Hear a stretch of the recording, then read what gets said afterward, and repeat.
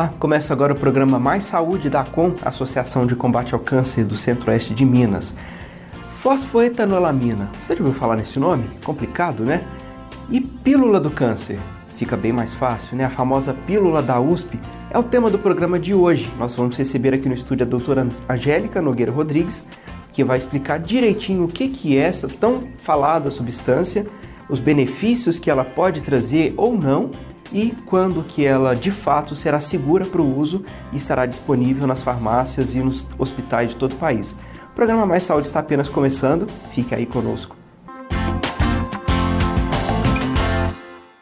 Bom, o nosso bate-papo de hoje é com a doutora Angélica Nogueira Rodrigues, que vai falar sobre um tema polêmico, mas que merece muito ser discutido, merece ser esclarecido acima de qualquer outra questão, né, doutora Angélica? Seja bem-vinda.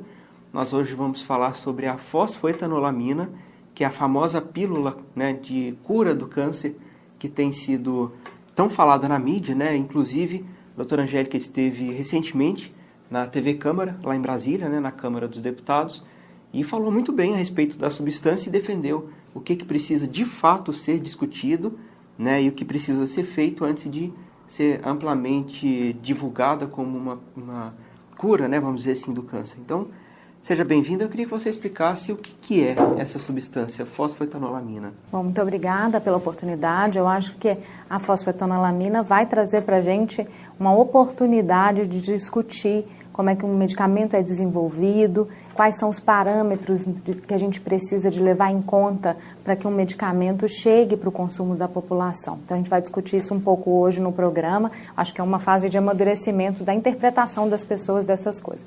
A fosfoetanolamina não é um medicamento, ela não é um remédio. Ela é um composto químico que foi desenvolvido em laboratórios da USP, especificamente da USP do interior, da cidade de São Carlos, e que ela mostrou atividade contra câncer em células. Então, os estudos, quando a gente vai desenvolver um medicamento até que ele chegue para o consumo humano, ele inicia nas etapas que a gente chama pré-clínicas. As etapas pré-clínicas, elas começam em células, são culturas de células. Essas culturas de células, então, são testadas e se há algum grau de evidência, é passado para o animal. Então, ainda na fase pré-clínica, o animal é testado, às vezes se desenvolve um tumor, injeta um tumor no animal e faz o tratamento do animal. E, havendo evidência de resposta e sendo seguro para o animal, é definida a dose que vai começar a ser testada em humanos. Bom, então terminada a fase pré-clínica de um medicamento, ele passa para a fase clínica. E a fase clínica ela é dividida em 3 etapas. A fase 1, em que habitualmente menos de 10 humanos recebem o medicamento e a dose é escalonada. Então, começa com uma dose que é 1/3 da dose que será usada, depois aumenta a dose até chegar no 3º degrau, que é a dose máxima tolerada. Então, quando se define o equilíbrio de eficácia, a droga funciona, e segurança, ela vai para a fase 2, em que mais ou menos 50 humanos recebem na dose que foi definida como segura no estágio 1. Nesse estágio 2, então, que essas 50 pessoas usam, se ela é realmente segura e eficaz, ela vai para um estudo comparativo. Metade dos pacientes recebem o tratamento padrão e metade dos pacientes recebem o tratamento inovador. E o melhor dos braços, quem vence o melhor, torna-se o tratamento padrão a ser utilizado. Essas etapas, elas têm ética envolvida, porque elas respeitam o paciente que entra, ele consente que ele vai participar, que os dados dele vão ser estudados. Se o paciente não quiser, ele não precisa entrar, ele segue com o tratamento padrão. Isso é o desenvolvimento correto de uma molécula. Bom, o que aconteceu com a fosfo foi que ela não passou por essas etapas. A fosfoetanolamina, como milhares de outros compostos, evidenciou efeito pré-clínico em células. E por um erro de distribuição, a medicação, o composto foi distribuído para a população e houve relatos de que pacientes melhoraram. E com isso, as pessoas querem cortar essa etapa. Então, essa é a história do que aconteceu com a fosfo até o momento. A polêmica, então, é que mesmo sem saber se é uma substância segura, quais efeitos colaterais ou quais riscos ela pode implicar as pessoas, eles querem pular essa etapa, confiando apenas em alguns depoimentos né, de pessoas que tiveram alguma melhora, que pode ser tanto por causa do medicamento, como a gente estava conversando, né, quanto por outros fatores que são desconhecidos. Seria mais ou menos nesse... Isso. Então, há relatos de pacientes que usaram e que defendem esse composto químico. Vários medicamentos, eles podem ter efeitos que não sejam antitumorais direto. Por exemplo, em tumores cerebrais existem os corticoides, que têm efeito anti-inflamatório, que reduzem o inchaço do cérebro e o paciente melhora, mesmo o tumor não respondendo. E pode ter efeito cruzado, porque alguns desses pacientes estavam em outro tratamento, ou a fósforo pode ter algum efeito para alguns pacientes. Eu acho que a comunidade científica ela não está criticando que o medicamento seja desenvolvido, ela está criticando a forma irresponsável que está sendo distribuído, podendo intoxicar pessoas, podendo não ter efeito nenhum e tirar pessoas de tratamentos que sabidamente têm efeito. Então, eu acho que o que a população tem que se posicionar, esse é um momento muito importante da população entender como que o medicamento chega na farmácia para ser vendido para mim. Ele passou por todas essas etapas, ele levou algum tempo de desenvolvimento. E muito triste é que tem vários medicamentos que passaram por essas etapas, que têm um benefício comprovado na fase 3 e que ficam muitos meses ou até anos esperando para serem aprovados no Brasil. É por isso que a gente tem que brigar. É por esse medicamento que cumpriu, que tem efeito e que a gente não consegue incorporar. Ou pior, às vezes incorporado e a gente não consegue, o SUS não consegue pagar para a população. Isso é gravíssimo. Tem muito medicamento comprovadamente eficaz e que a gente não consegue incorporar para toda a nossa população. Esse eu acho que é muito mais grave do que não desenvolver mais uma molécula promissora. É complicado mesmo, né? Porque, por exemplo, essa substância em questão, né, a fosfetanolamina, ela espalhou, né, como uma possível cura, né, do câncer, e isso ganhou um apoio das redes sociais, várias pessoas começaram a falar, isso cresceu e está nessa polêmica que, né, a gente pode presenciar hoje. Mas essas outras substâncias ninguém fala, né? Ninguém fala que tem outras que já, por exemplo, passaram até essa fase 3, que são comprovadamente benéficas, e está tudo parado, né? Isso, o que precisa ser feito? Ou a gente consegue fazer alguma coisa até um dado ponto em que esbarra em algum interesse comercial, algum interesse político, ou a gente não seria nesse sentido? Eu acho que o principal interesse é o interesse que a população tem acesso. O interesse financeiro que tem nisso, o interesse da indústria farmacêutica é que a droga seja aprovada. Então, é o contrário disso. Essa crítica que tem a indústria farmacêutica quer incorporar remédio, é claro, ela quer que as coisas sejam aprovadas para que ela consiga vender o seu remédio. O que acontece é que no Brasil há uma morosidade, há falta de pessoal na Anvisa e todos esses trâmites lentos que a gente conhece, infelizmente, no nosso país, fazem com que muitos medicamentos já aprovados, já sabidamente eficazes, ficam parados. Eu acho que a gente precisa de conhecer isso melhor, a população gastar esse esforço que está gastando com a fósforo também para que essas medicações sejam incorporadas. Então, há medicamentos sabidamente eficazes que o governo não consegue dar para a população, ou sabidamente aprovados que nem chegam a ser aprovados na Anvisa por algumas questões muito mais fáceis de serem resolvidas do que da fósforo que tem que ser desenvolvida. Bom, sobre a fósforo, a gente só colocando... A coisa levou a uma mobilização social da população tão grande que até as principais revistas do mundo se posicionaram. Então, uma grande revista de ciência do mundo que chama Nature, provavelmente é com o maior fator de impacto das suas publicações, ela se posicionou que entende o fenômeno que está acontecendo no Brasil, essa paixão, mas que muito dificilmente um medicamento vai ter efeito em doenças que são tão diferentes como o câncer. Então, é importante a população saber que câncer não é uma doença.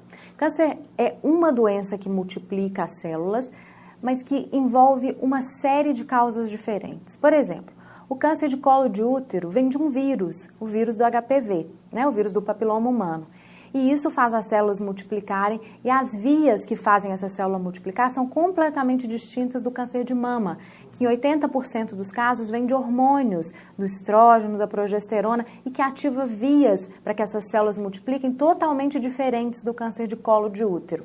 Então, câncer é um nome comum para doenças muito diferentes e até hoje não se conhece, apesar de extenso estudo científico, nenhum remédio que funcione para todos. Mas há excelentes medicamentos que curam o câncer de mama, há excelentes medicamentos combinados com a radioterapia ou a cirurgia que curam o câncer de colo de útero. Hoje, 60% dos pacientes com câncer são curados. Então, existem pílulas do câncer. A gente tem que entender que a cura do câncer, ela já existe para muitos cânceres. Agora, um remédio mágico que vai cobrir todos os cânceres, isso é um posicionamento dos principais cientistas do mundo, é muito improvável. E com relação a essa substância, né, a fosfetanolamina, antes até mesmo a gente ir para o nosso intervalo, como que seria a forma de atuação dela no organismo, já que existem vários tipos de cânceres, por exemplo, causado por hormônios, né, como de mama, o HPV, ele é o que é o causador do câncer de colo uterino. Como que a substância ela age? Depois do tumor formado, ela identifica aquela alteração? Então vamos lá. Vamos começar a falar do tratamento de câncer hoje existente. Então, câncer é tratado com uma de 3 grandes ferramentas, ou a cirurgia, ou o tratamento medicamentoso, ou a radioterapia. Como a gente está falando da fósforo, hoje a gente vai falar dos medicamentos. Então, essa história de tratar câncer, ela não é tão antiga. Os medicamentos para o tratamento de câncer, eles vieram com a Segunda Guerra Mundial. Foi da observação de que quando o soldado tinha contato com o gás mostarda, ele tinha uma supressão da produção de sangue. E com essa informação foi usado o gás mostarda para desenvolver um medicamento que passou por essas fases para tratar os cânceres em que a medula estava aumentada, então reduzia. Então a mostarda foi o tratamento das leucemias por muito tempo. E hoje, já evoluído, isso foi substituído. O que o remédio faz? Os quimioterápicos citotóxicos, os tóxicos para a célula, eles identificam as células que estão multiplicando, porque é esse denominador comum. E pegando as células que estão multiplicando, ela para de multiplicar e o tumor morre. Esse é o princípio de ação da quimioterapia. Por isso que cai cabelo, porque o cabelo está crescendo o tempo todo, multiplicando. O remédio entende que o alvo dele é aquela multiplicação e o cabelo para de crescer e por isso ele cai. Bom, a evolução dos medicamentos, hoje, os medicamentos mais modernos, eles identificam o alvo que está mais expresso no câncer e que não está na célula saudável. Então, por isso, hoje tem vários medicamentos que já são alvo específicos e que têm menos toxicidade, não tem queda de cabelo, tem menos enjoo, etc. Então, muito se evoluiu, ainda se usa muito os citotóxicos. Sobre a fósforo, a gente não sabe. Primeiro, ela não é um medicamento. Segundo, a gente não sabe se ela tem eficácia e se tem eficácia, qual que é o mecanismo. Se ela atinge vias de inflamação ou vias endócrinas. Então, não se sabe como ela age na célula. A fosfetanolamina não sintética é usada até para fazer shampoo. Está na fórmula de alguns shampoos que vocês vão ver em casa. A sintética, que foi desenvolvida na USP, ela tem alguma manipulação da molécula que levou alguns pacientes a terem ou bem-estar ou resultado terapêutico, mas que precisa ser estudado com estudos de farmacocinética, farmacodinâmica, para que chegue à população de maneira segura caso o medicamento seja eficaz. Ok, tem ainda mais algumas dúvidas, mas vamos fazer um pequeno intervalo e na volta a gente continua conversando sobre esse tema. O programa Mais Saúde é da ACOM, contra o câncer pela vida. Suas doações fizeram a luta contra o câncer avançar muito nesses 20 anos. Com a parceria entre Centro-Oeste Cap e ACOM, melhoramos nossa capacidade de atendimento e começamos um grande desafio: a construção do Centro de Diagnóstico, primeira fase, Centro da Mulher. Num momento difícil, a ACOM foi o apoio que eu precisava. O Centro de Diagnóstico vai ajudar muitas pessoas. O Centro de Diagnóstico será um marco para o combate ao câncer com mais agilidade nos exames, diagnósticos e início de tratamento. O acolhimento que a ACOM dá para a gente aumenta nossa força e nossa confiança. Sou muito agradecida a ela e aos doadores que mantêm esse trabalho. A Com 20 anos. Sua doação fez tudo acontecer. Olá, estamos de volta com o programa Mais Saúde e hoje conversando com a doutora Angélica Nogueira Rodrigues, que está aqui ao meu lado, sobre a tal substância fosfoetanolamina que tanto tem gerado polêmica, né, nas mídias, nas redes sociais, enfim. Doutora Angélica, antes do intervalo a gente estava conversando sobre a fase dos testes, né? Como que o governo se posiciona, né, uma vez que a população assim, tem começado a buscar até em massa mesmo, né, entrado com medidas judiciais para conseguir o medicamento. Como que o governo tem se posicionado frente a essa questão? Bom, então, o normal de acontecer, o habitual, é que quando uma molécula tem muita evidência, ela vai vencendo as etapas e vão surgindo interessados, indústria farmacêutica, governo, em desenvolver aquele produto. E isso acontece naturalmente dentro dos laboratórios e até seguir e cumprir todas aquelas fases que a gente conversou no primeiro bloco, até que uma substância química chegue a ser um medicamento com eficácia e segurança comprovados. Bom, na fosfoetanolamina, então, não houve essa fase pré-clínica nem a fase clínica e diante de muita solicitação da população, o governo decidiu que vai desenvolver os estudos. Não vai fornecer uma substância química que não tem sua eficácia comprovada. Então, o governo federal mobilizou e o estudo vai acontecer no estado de São Paulo, o Instituto do Câncer do Estado de São Paulo, que é o ICESP, ele vai desenhar o estudo e vão ser mobilizados os principais hospitais de câncer do Estado de São Paulo e os pacientes terminais, sem outras opções terapêuticas, os estudos vão começar com esta população. Como deve ser feito, com estudo com pacientes com doença muito avançada e caso mostre eficácia, isso vai evoluindo até ser comparado com o tratamento padrão de pacientes com maior possibilidade de controle ou cura da doença. Então, o estudo vai começar muito em breve, o pesquisador principal que desenvolveu, que é o senhor Gilberto, ele vai participar dessa história, dentro do ICESP, o pesquisador principal chama Dr. Paulo Hoff, e pessoas que sejam interessadas, elas podem ser sujeitos de pesquisa. Então, eles vão, além de receber o composto, aqueles dados serão estudados para que aquele dado se torne algo substancial para a população, que a gente tenha a resposta que a gente precisa ter. Resposta 1, é seguro? Resposta mais importante, isso funciona? E funciona para quem? Para quais tipos de cânceres? Lembrando que câncer são centenas de doenças díspares, diferentes entre si. Então, o estudo clínico vai acontecer nos hospitais de São Paulo, ainda não há uma previsão de ampliação, mas é dentro de estudo clínico que as pessoas não vai poder chegar lá e pegar o medicamento. Salvo se a pessoa quiser, hoje tem laboratórios clandestinamente produzindo, que eu acho altamente perigoso para o paciente, para a população, esse uso sem saber dose e segurança. E a gente falou também, também não, né? Na verdade a gente estava conversando sobre a substância, a fosfoetanolamina, e por várias vezes você falou do tratamento padrão, né? Que passou por todos esses testes, enfim. Eu queria que você falasse com relação ao tratamento padrão, né? A químio, rádio e a cirurgia, e a prevenção, porque até então, né? Nós estamos em quase 2016, a cura do câncer se baseia nessa estrutura, né? Nessas 3 formas de tratamento e na prevenção, que é a forma de se evitar a doença. O que a gente poderia falar a respeito disso? Então, acho que esse ponto é fundamental. Hoje, 60% de todos os casos de cânceres são curáveis. Então, pílulas do câncer existem, as pílulas do câncer. Hoje câncer é uma doença potencialmente curável, com essa combinação de cirurgia, químio e radioterapia, que alguns tumores só precisam de químio, alguns tumores só de cirurgia, e alguns vão precisar dessa combinação desses 3 parâmetros. Então, existe cura para o câncer hoje, e é muito difícil que a gente tenha um remédio só que vai curar tudo, como a gente conversou. Mas a cura do câncer, ela está diretamente relacionada com o estágio inicial da doença.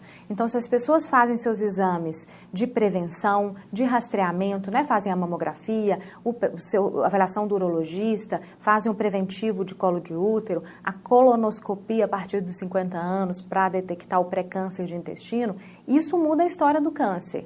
A gente não precisa de pílulas mágicas, isso muda a história do câncer. O preventivo de útero evita o câncer.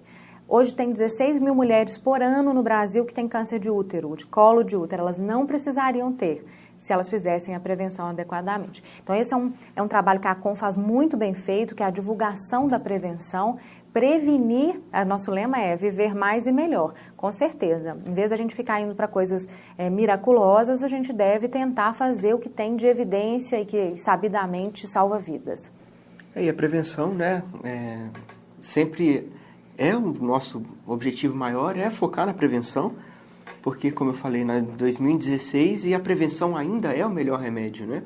Uma vez que a pessoa identifica a doença no estágio inicial, por exemplo, um câncer de mama e tantos outros, com o nosso tratamento atual, né, com o tratamento que existe, que é comprovadamente eficaz, a chance de cura é muito grande, né? A pessoa ela pode voltar, depois de um tratamento, passar por um período, voltar a viver normalmente. O que é muito comum. Né?